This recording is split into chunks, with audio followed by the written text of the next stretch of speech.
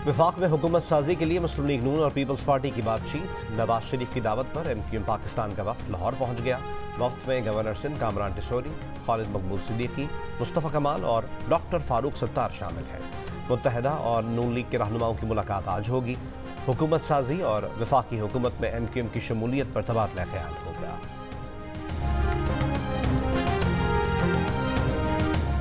बिलावल भुट्टो जरदारी ने कहा है कि वफाक, पंजाब और बलोचिस्तान में पीपल्स पार्टी के बगैर हुकूमत नहीं बन सकती। ख्वाहिश है इत्तेफाक राय से ऐसी हुकूमत बनाएं जिससे सियासी इस्तेहकाम आए। इसके बगैर बनने वाली हुकूमत अवामी मसाइल हल नहीं कर सकेगी।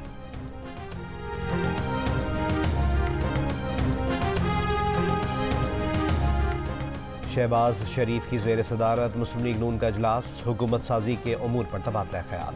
शहबाज शरीफ ने कहा कि मुस्लिम लीग नून सबसे बड़ी जमात बनकर उभरी है, अवाम की तवक्कुआत पर पूरा उतरेंगे।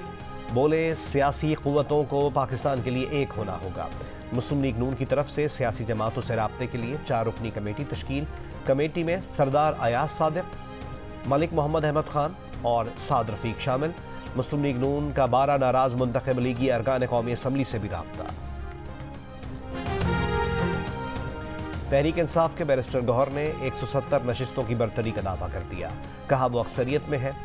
सदर मुमलिकत इन्हें ही हुकूमत बनाने की दावत देंगे। वफाक के साथ पंजाब और KP में भी हुकूमत बनाने का ऐलान। इदारों से गुजारिश है कि ये अवाम की आवाज़ है, अवाम के मैंडेट को तस्लीम किया जाए।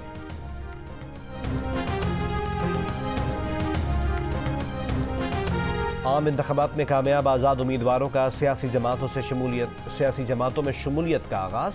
NA-54 टैक्सिला से बैरिस्टर अकील मलिक, NA-48 से राजा खुर्रम नवाज और बलोचिस्तान के हल्का NA-253 से आज़ाद उम्मीदवार मियाँ खान बुख्ती ने मुस्लिम लीग नून में शमूलियत का ऐलान कर दिया। NA-189 राजनपुर से सरदार शमशीर मजारी और PP 240 बहावल नगर से मोहम्मद सोहेल का भी नून लीग में शामिल होने का फैसला। PTI ने कौमी असम्बली की 60 नशिस्तों पर नताइज चैलेंज करने का फैसला कर लिया। तर्जुमान तहरीक इंसाफ रऊफ हसन ने कहा है कि छीनी गई नशिस्तों को वापस लेने के लिए ट्राइब्यूनल्स और अदालतों में जाएंगे।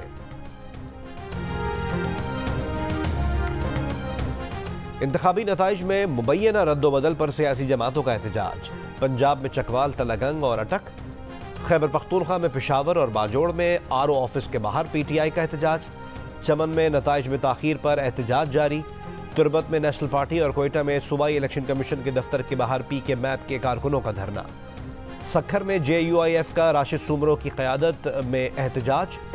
कराची में जमात इस्लामी, PTI और TLP का इलेक्शन कमीशन के दफ्तर के सामने एहतजाज। इलेक्शन के नताइज के खिलाफ हब में धरना। Hub Karachi road jam. सैकड़ों गाड़ियाँ यहाँ पर फंस गईं।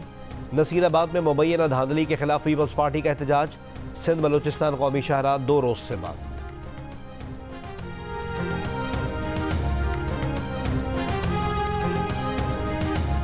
शेख रशीद 9 मई के केस में जमानत पर रहा, लाल हवेली पहुंच गए। रावलपिंडी की इंसदाद दहशतगर्दी अदालत में 9 मई के 12 मुकदमात में बानी PTI और शाह महमूद कुरैशी की जमानत मंजूर। प्रोसिक्यूशन की जानिब से मोहलत की इस्तदा मुस्तरद।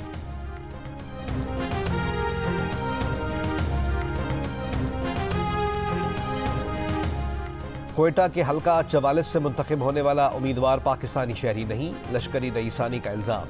कहा उबैद गोरगेज का ताल्लुक अफगानिस्तान के सूबा नमरोज से है। उबैद गोरगेज का दो टोक जवाब। कहा जिसको मेरी कौमियत पर शक है वो अदालत से रुजू करे, सब पता चल जाएगा। सरबराह SIUT डॉक्टर अदीब रिजवी के लिए एक और एजाज। अमेरिकन यूरोलॉजिकल एसोसिएशन की जानिब से डॉक्टर अदीब रिजवी को ह्यूमैनिटेरियन रिकॉग्निशन अवार्ड 2024 से नवाजा गया। अदीब रिजवी को यह अवार्ड इंसानियत के लिए खिदमात पर दिया गया। गजा में इसराइली फौज के वहशियाना हमले 4 माह से जारी। फ़लस्तीनी शहदा की तादाद 28,000 से तजावुज़ कर गई। शिमाली गजा और खान यूनुस के बाद इसराइल ने रफ़ा से फ़लस्तीनियों को जबरी बेदखल करने और ज़मीनी हमले करने का मंसूबा बना लिया। गजा के 23 लाख में से निसफ बेघर फ़लस्तीनी रफ़ा में पनाह लिए हुए हैं। लबनान में इसराइली फ़ज़ाई हमला, हिज़्बुल्लाह रहनुमा समेत 3 अफराद जाँ बहक। शफाफियत पोलिंग स्टेशन पर कायम रही, लेकिन RO के दफ्तर पर शफाफियत पर समझौता हुआ। फाफिन मुबस्सरीन को निसफ आर.ओ. दफातर में नताइज की तैयारी के अमल तक रसाई नहीं दी गई। मुशाहिदा किए गए 29% पोलिंग स्टेशन के बाहर फॉर्म 45 आवेजा नहीं थे। फाफिन ने अपनी रिपोर्ट में कहा कि ऐलान में ताखीर ने इंतखाबी नताइज की साख पर सवाल उठा दिए। इलेक्शन रिजल्ट मैनेजमेंट निज़ाम को कमज़ोर रहा। इलेक्शन कमीशन नताइज में सुस्ती की तहकीकात करे, फाफिन का मशवरा। रिपोर्ट में कहा कि इलेक्शन कमीशन को वजाहत देना होगी कि प्रिजाइडिंग ऑफिसर्स ने आर.ओ. ऑफिस पहुंचकर नताइज देने की हिदायत पर अमल क्यों नहीं किया। 25 हलकों में मुस्तरद वोटों का मार्जिन जीत के मार्जिन से ज़्यादा था। इंतखाबात में तकरीबन 6 करोड़ वोटर्स ने वोट का हक इस्तेमाल किया। टर्न आउट 48% रहा। ज़्यादातर सियासी जमातें अपना वोट बैंक बरकरार रखने में कामयाब रही। आम इंतखाबात का जायजा लेने वाले कॉमनवेल्थ वफ्द के सरबराह डॉक्टर गुडलक जोनाथन ने कहा है कि इलेक्शन 2024 अच्छे माहौल में हुए, बड़ी तादाद में वोटर्स वोट डालने निकले। प्रेस ब्रीफिंग में कहा कि कराची, मुल्तान, हैदराबाद और फैसलाबाद के पोलिंग स्टेशनों का दौरा किया। चंद वाकयात के सिवा वोटिंग अच्छे माहौल में हुई। एक बड़ी पार्टी को निशान से महरूम किया गया जो गैर तालीम याफ्ता वोटर्स के लिए मुश्किल थी। पार्टी के पोलिंग एजेंट वोटों की गिनती के दौरान मौजूद नहीं थे।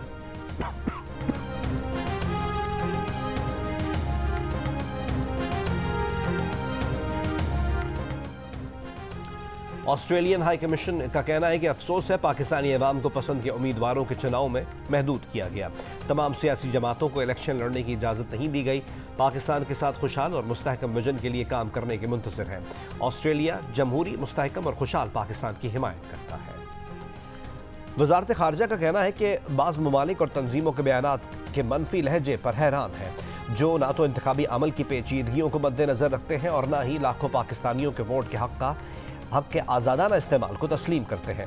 ये बयानात इस नाकाबिल तरदीद हकीकत को नज़रअंदाज करते हैं कि पाकिस्तान ने गैर मुल्की स्पॉन्सर शुदा संगीन सिक्योरिटी खतरात से निमटते हुए पुरअमन और कामयाब इंतखाबात कराए। कुछ बयानात हकीकत पर भी मबनी नहीं। इंतखाबात के दिन मुल्क में इंटरनेट की बंदिश नहीं थी। पोलिंग के दिन दहशतगर्दी के वाक़यात से बचने के लिए सिर्फ मोबाइल फ़ोन सर्विस को मुअत्तल रखा गया।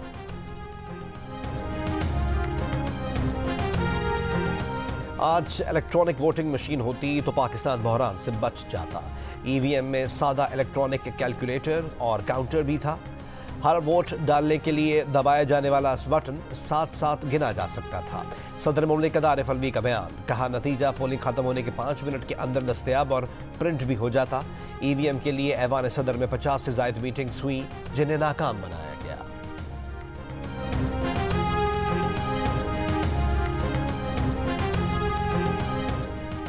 साबिक वज़ीर आला सिंध और रहनुमा पीपल्स पार्टी मुराद अली शाह ने कराची से MQM को मिलने वाली सीट्स पर हैरत का इजहार कर दिया। जियो न्यूज़ की खुसूसी ट्रांसमिशन में गुफ्तगू करते हुए कहा कि इनके ख्याल में कराची से और जमातों को भी सीटें मिलनी थी, लेकिन MQM को मिलने वाली नशिस्तें सरप्राइज हैं। जायज़ा लेंगे कि MQM को इतनी सीटें कैसे मिली। बोले MQM रहनुमा अगर बानी मुत्तहदा की ज़बान में बात करेंगे तो उनसे बात करना मुश्किल हो जाएगा। कराची का अमन फौज, रेंजर्स और पुलिस एहलकारों की शहादतों के बाद हासिल किया है, उसको खराब होने नहीं देंगे।